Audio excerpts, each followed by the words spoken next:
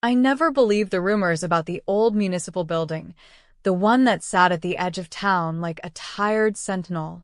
It was supposed to be closed, sealed off after the fire in '97, but the city kept a single maintenance key in the clerk's drawer.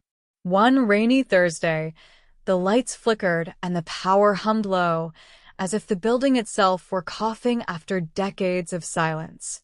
I was alone on the third floor, cataloging the rusted file cabinets that still held the town's forgotten paperwork. The rain hammered the cracked windows, each strike a reminder that the world outside moved on while the building stayed trapped in a half-remembered past.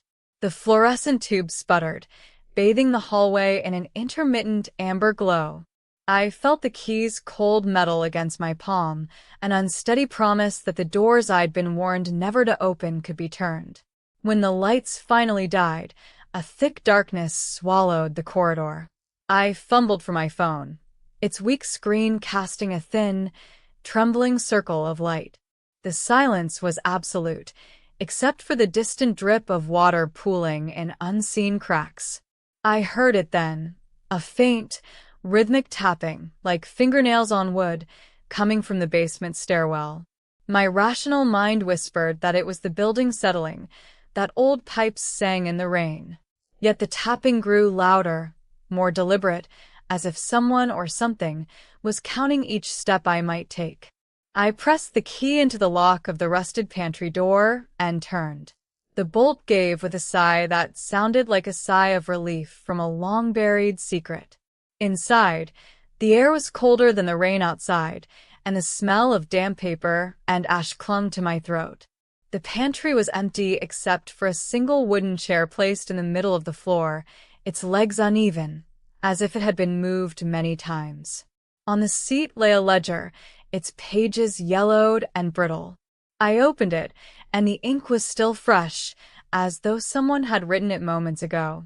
The entries were names, every name of a resident who had disappeared in the last decade. Each line was followed by a date, and beneath each date a single word: returned.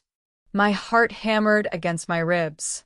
I flipped forward, and the last entry was my own name, the date of today, and the word awaited. A cold breath brushed my ear, though no wind moved in the sealed room. I felt a presence behind the chair, a weight pressing my back, forcing me to stare at the ledger. The tapping resumed, now directly on the wood of the chair, synchronized with my pulse. I realized the building was not just a structure, it was a living memory, feeding on the town's forgotten souls, keeping them in its walls until they could be called back. I tried to step back, but the door slammed shut with a deafening crack, sealing me inside the sentinel's throat. The lights flickered one final time, and the building exhaled, swallowing my scream as the rain continued to pound the world outside, indifferent to the terror within.